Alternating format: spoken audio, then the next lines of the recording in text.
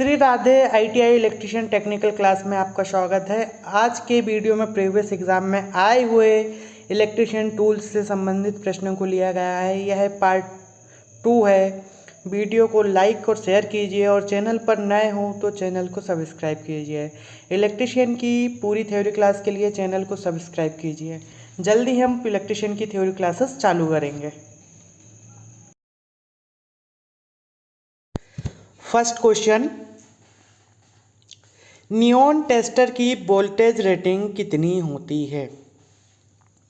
Neon tester की voltage rating कितनी होती है? ऑप्शन है, ऑप्शन ए नियॉन परीक्षक की 100 वोल्ट से 250 वोल्ट, ऑप्शन बी पेचकस 220 वोल्ट से 230 वोल्ट, ऑप्शन सी पेचकस 400 वोल्ट से 500 वोल्ट, ऑप्शन डी नियॉन परीक्षक 400 वोल्ट से 500 वोल्ट। तो अब नियॉन टेस्टर की वोल्टेज रेटिंग पूछी और ऑप्शन बी में और सी में पेचकस है, तो पेचकस का तो कोई लेना देना नहीं, तो ऑप्शन बी और सी दोनों गलत हो जाएंगे। ऑप्शन ए और डी में से चूज़ करना है कि नियॉन परीक्षक की वोल्टेज रेटिंग कितनी होगी। तो अपनी होगी नियॉन परीक्षक 100 वोल्ट से 250 वोल्ट तक, और ऑप्शन डी में है 400 वोल्ट से 500 वोल्ट। तो 400 मिनिमम तो नहीं होगा, अपन कम से कम अपन 100 वोल्ट को भी माप सकते हैं, इसलिए राइट आंसर होगा ऑप्शन ए।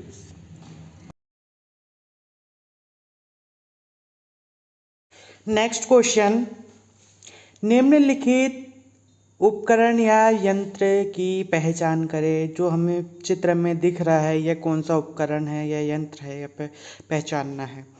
तो हमें साइड व्यू और फ्रंट व्यू दिया है, तो उससे हमें पता चलता है कि यह फ्लैट नोज प्लायर है। तो हमारा राइट आंसर हो जाएगा option A, flat knows plier. वैसे ऑप्शन में तो दिए हैं पर हमारा चित्र से पहचानना, तो हमारा राइट आंसर होगा option A, flat knows plier. Next question, तांबे की तार में टर्मिनल लूप बनाने के लिए निम्न में से कौन सी पकड़ प्रयोग की जाती है? पकड़ का मतलब है प्लायर। तो यहाँ पे 4 अलग अलग प्रकार के प्लायर दिए गए हैं, तो अपन को मालूम है कि सबके यूज़ अलग अलग होते हैं। तो तांबे की तार में टर्मिनल लूप बनाने के लिए राउंड नोज प्लायर का उपयोग करते हैं, तो हमारा राइट आंसर हो जाएगा option C, round nose plier. Next question, संयोजी कॉम्बिनेशन संडसी प्लायर। संडसी प्लायर का एक और दूसरा नाम है संयोजी, मतलब कॉम्बिनेशन। तो कॉम्बिनेशन प्लायर के लिए प्रयुक्त नहीं होते हैं। अब कॉम्बिनेशन प्लायर किस काम के लिए प्रयुक्त नहीं होते भैया? ऑप्शन देखते हैं।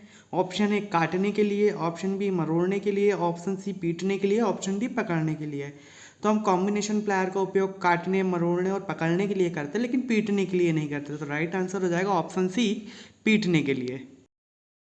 नेक्स्ट क्वेश्चन, स्क्रू को कसने और ढीला करने के लिए उपयोग किए जाने वाले उपकरण को क्या कहा जाता है? ऑप्शन है प्रावस्था परीक्षक, मतलब फेस टेस्टर, ऑप्शन बी है बहुउद्देशीय प्लास, मतलब कॉम्बिनेशन प्लायर, ऑप्शन सी हथौड़ा, ऑप्शन डी पेचकस है स्क्रू ड्राइवर। तो स्क्रू को कसने और ढीला करने के लिए पेचकस स्क्रू ड्राइवर का उपयोग करते हैं। राइट आंसर हो जाएगा अपना ऑप्शन डी।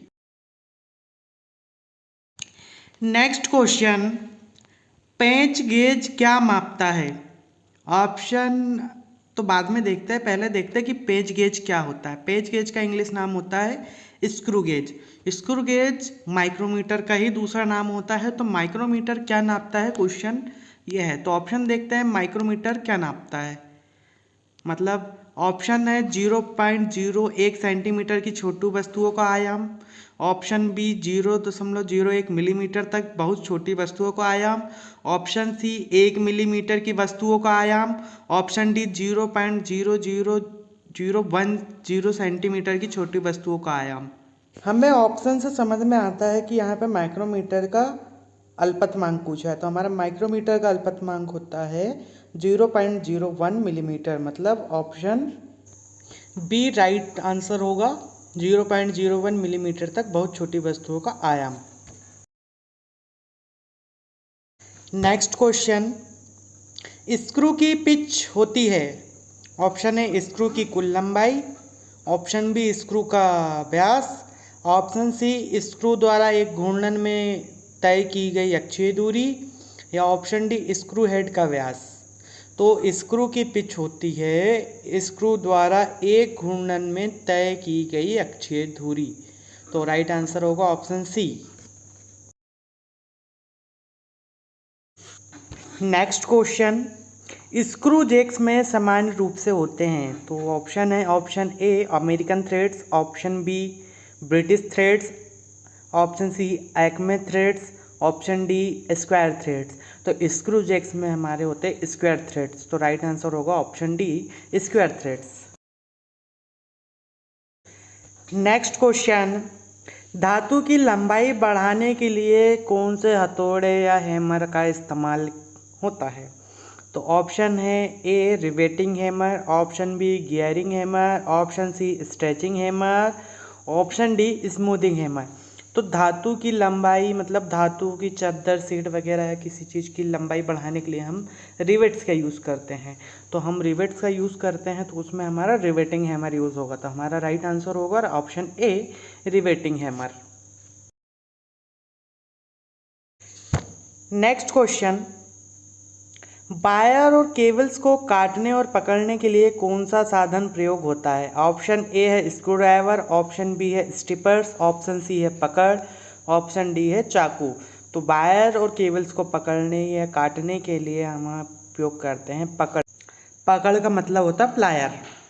स्क्रू ड्राइवर का उपयोग करते हैं स्क्रू को खोलने या ढीले करने या टाइट करने के लिए। स्टिपर्स का होता है वायर का इंसुलेशन निकालने के लिए, और चाकू का उपयोग होता है किसी चीज़ को काटने के लिए। तो राइट आंसर होगा ऑप्शन सी पकड़। पकड़ मतलब प्लायर। नेक्स्ट क्वेश्चन, एक केबल का स्ट्रिपिंग करते वक्त नाइफ ब्लेड मतलब चाकू की ब्लेड को किस कोण केबल की सतह के साथ रखना चाहिए। तो ऑप्शन ए है 60 डिग्री से अधिक, ऑप्शन बी 20 डिग्री से कम, ऑप्शन सी 45 डिग्री से कम, ऑप्शन डी 20 डिग्री से 45 डिग्री के बीच। तो हमारा राइट आंसर है 20 से 45 डिग्री के बीच। एक केबल पर स्ट्रिपिंग करते समय चाकू की ब्लेड को 20 से 45 डिग्री के बीच रखना चाहिए। नेक्स्ट क्वेश्चन, इस्पात माप पट्टी मतलब स्टील की रूल स्केल किस प्रकार की धातु से बनी होती है। स्टील की स्केल किस धातु से बनी होती है। तो ऑप्शन है स्टेनलेस स्टील, ऑप्शन बी मृदु इस्पात, ऑप्शन सी पीतल और ऑप्शन डी तांबा। तो हमसे इस्पात माप पट्टी पूछा, इस्पात क्वेश्चन से स्पष्ट है तो इस्पात है तो पीतल और तांबा तो हो नहीं सकता, सी और डी कैंसिल। अब ए और बी में चूज़ करना है तो हमारी इस्पात माप पट्टी बनी होती स्टेनलेस स्टील से। इसे स्टील रूल स्टील स्केल के नाम से भी जानते हैं। तो राइट आंसर होगा option A stainless steel. Next question, निम्न में से कौन सा सबसे कमजोर निर्माण टैप है। तो ऑप्शन है hand tap, option B spiral point tap, option C forming tap, option D spiral fluted tap. तो हमारा राइट आंसर होगा सबसे कमजोर निर्माण टेप होगा spiral fluted tape. Right answer option D. Next question, एक फाइलिंग टूल किससे निर्मित है। फाइलिंग टूल मतलब फाइल या रेती। तो ऑप्शन है ए ढलवा लोहा, ऑप्शन बी ढलवा स्टील, ऑप्शन सी मृदु इस्पात, ऑप्शन डी निकल स्टील। तो ढलवा लोहा से तो नहीं होती है, ये रेती बनी होती, फाइल बनी होती मृदु इस्पात मतलब माइल्ड स्टील से। और माइल्ड स्टील यदि ऑप्शन में ना हो तो हाई कार्बन स्टील से। रेती को अपन बनाते हैं मृदु इस्पात तो या हाई कार्बन स्टील से। तो राइट आंसर ऑप्शन सी होगा मृदु इस्पात। नेक्स्ट क्वेश्चन, धातु काट आरी ब्लेड मतलब हेक्सा ब्लेड की दांतों का आकार इसके पिच से संबंधित है या पिच को कैसे भी निर्दिष्ट किया जाता है। तो ऑप्शन ए है धातु काट आरी ब्लेड की पूरी लंबाई के लिए, ऑप्शन बी 100 दांतें प्रति इंच, ऑप्शन सी 25 दांतें प्रति इंच, ऑप्शन डी 10 दांतें प्रति इंच। तो हमारा राइट आंसर होगा ऑप्शन सी 25 दांतें प्रति इंच। वैसे होते तो 12 से 25 दांतें प्रति इंच है, पर हम नॉर्मली जो हेक्सा ब्लेड यूज़ करते हैं उसमें 25 दांतें प्रति इंच होते हैं। तो राइट आंसर होगा ऑप्शन सी 25 दांतें प्रति इंच। नेक्स्ट क्वेश्चन, सामान्यतः हैंड संचिका मतलब हाथ से चलने वाली फाइल या रेती सूडाकार होती है। सूडाकार का मतलब होता है रेक्टेंगुलर। तो फाइल की रेक्टेंगुलर क्या होती है? चौड़ाई होती है, गहराई होती है, लंबाई होती है, या सभी होती है? तो रेती की रेक्टेंगुलर चौड़ाई होती है। तो राइट आंसर अपना हो जाएगा ए, चौड़ाई।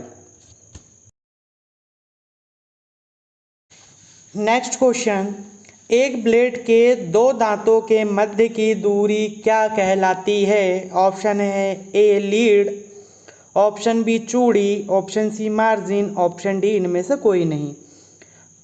तो एक ब्लेड के दो दांतों के मध्य की दूरी कहलाती है चूड़ी या पिच। तो हमारा ऑप्शन में है चूड़ी, तो राइट आंसर होगा ऑप्शन बी चूड़ी। चूड़ी को ही पिच कहा जाता है। तो राइट आंसर ऑप्शन बी चूड़ी। नेक्स्ट क्वेश्चन, सामान्यतः हेक्सा ब्लेड का आकार होता है जिससे कि ब्लेड कार्य के दौरान जकड़ ना जाए। तो ऑप्शन ए है जिगजैग, ऑप्शन बी मुड़ा हुआ, ऑप्शन सी गोल, ऑप्शन डी त्रिकोणाकार। तो सामान्यतः हेक्सा ब्लेड का आकार होता है जिगजैग, जिसके कारण ब्लेड कार्य के दौरान जकड़ती नहीं है। तो ऑप्शन अपना राइट आंसर हो जाएगा जिगजैग। नेक्स्ट क्वेश्चन, लोहा काटने की आरी या हेक्सा ब्लेड की लंबाई मापी जाती है। तो ऑप्शन है ए पिन होल में दोनों बाह्यतम होल से, ऑप्शन बी पिन होल के आंतरिक छोरों के बीच की दूरी से, ऑप्शन सी ब्लेड की कुल लंबाई द्वारा, ऑप्शन डी एक पिन होल के मध्य से दूसरे पिन होल के मध्य तक। तो हमारा राइट आंसर हो जाएगा ऑप्शन डी, एक पिन होल के मध्य से दूसरे पिन के होल के मध्य तक। तो right answer option D. Next question, square threads का उपयोग तब किया जाता है जब ऑप्शन में है हल्के भार शामिल हो, ऑप्शन बी है मध्य भार शामिल हो, ऑप्शन सी भारी भार शामिल हो, ऑप्शन डी इनमें से कोई नहीं। ये रिपीटेड क्वेश्चन है, ध्यान से देखिएगा। तो स्क्वायर थ्रेड्स का उपयोग हम भारी भार शामिल होता है तब इसका उपयोग करते हैं, या भारी भार होता है तब भारी भार में स्क्वायर थ्रेड्स का उपयोग करते हैं। तो राइट आंसर होगा ऑप्शन सी। नेक्स्ट क्वेश्चन, आरेख में दर्शाए गए उपकरण का नाम बताइए। तो आरेख में हमें जो दिख रहा है वो है SWG है, स्टैंडर्ड वायर गेज, इसे तार गेज के नाम से भी जाना। तो हमारा ऑप्शन बी में है तार गेज। तो हमारा राइट आंसर हो जाएगा ऑप्शन बी तार गेज।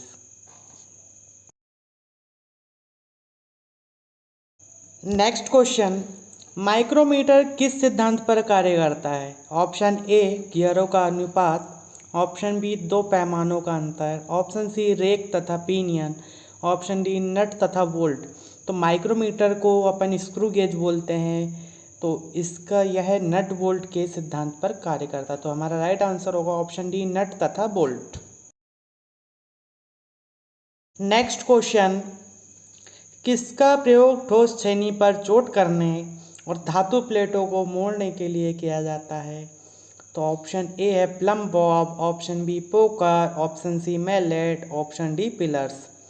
तो हम जानते हैं प्लम बॉल को अपन नापने की सतह की समतलता की जांच करने के लिए करते हैं। ऑप्शन बी पोकर, पोकर में कहीं छोटे साइज का छेद करने या फिर मार्क करने के लिए करते हैं। ऑप्शन सी मैलेट, मैलेट एक हैमर का प्रकार है। Option D pillars. तो हमारा राइट आंसर होगा ऑप्शन सी मैलेट। मैलेट इसलिए होगा क्योंकि मैलेट एक हैमर का प्रकार है, अदर कोई चीज़ ऐसे हैमर का प्रकार नहीं दिया गया, इसलिए ऑप्शन सी सही होगा मैलेट। नेक्स्ट क्वेश्चन, मशीन का नट कसने हेतु किस औजार का प्रयोग करेंगे? ऑप्शन ए है स्पैनर, ऑप्शन बी है रीमर, ऑप्शन सी है छेनी, ऑप्शन डी है पाइप रेंच। तो हमें मालूम है कि स्पैनर का उपयोग हम नट को कसने या खोलने के लिए करते हैं। तो राइट आंसर हो जाएगा option A spanner. Next question, छिद्र या ड्रिल करते समय शीतलक मतलब कूलेंट की आवश्यकता क्यों होती है? ऑप्शन ए बर्मा को ठंडा रखने के लिए, ऑप्शन बी है जॉब को ठंडा रखने के लिए, ऑप्शन सी चिप्स को ठंडा करने के लिए, या ऑप्शन डी बर्मा तथा जॉब दोनों को ठंडा रखा जा सके। तो हमारा राइट आंसर होगा बर्मा को भी ठंडा रखना होता है और जॉब को भी ठंडा। तो अपना right answer option D, Burma तथा जॉब दोनों को ठंडा रखा जा सके इसलिए ड्रिल करते समय कूलेंट की आवश्यकता होती है। Right answer option D. Next question, निम्नलिखित में से किस हथौड़े का प्रयोग धात्विक कार्यों के लिए किया जाता है? तो ऑप्शन है क्लॉ हथौड़ा, ऑप्शन बी बॉल पिन हथौड़ा, ऑप्शन सी स्लेज हथौड़ा, ऑप्शन डी नरम हथौड़ा। तो धात्विक कार्यों के लिए हम बॉल पिन हथौड़े का उपयोग करते हैं। क्लॉ हथौड़ा का उपयोग हम कील वगैरह निकालने के लिए करते हैं और स्लेज हथौड़ा भारी और बड़ा हथौड़ा होता है, इसे भारी कार्यों के लिए यूज़ करते हैं। और ऑप्शन डी नरम हथौड़ा, मतलब ये एक प्रकार का मैलेट होता है, ये रबर, सिलिकॉन या फिर लकड़ी का बनाया जाता है। इसका दूसरा नाम मैलेट भी होता है। ये कठोर चोट से सुरक्षा के लिए इसका उपयोग करते हैं नरम हथौड़ा का। चोट के निशान वगैरह इससे नहीं पड़ते। तो हमारा राइट आंसर हो जाएगा ऑप्शन बी बॉल पिन हथौड़ा। आज के लिए इतने ही क्वेश्चन देखते हैं और Shri Radhe ITI electrician technical class के वीडियो को लाइक और शेयर कीजिए। चैनल पर नए हो तो चैनल को सब्सक्राइब करिए। Thank you. इलेक्ट्रिशियन की पूरी थ्योरी क्लास के लिए चैनल को सब्सक्राइब कीजिए।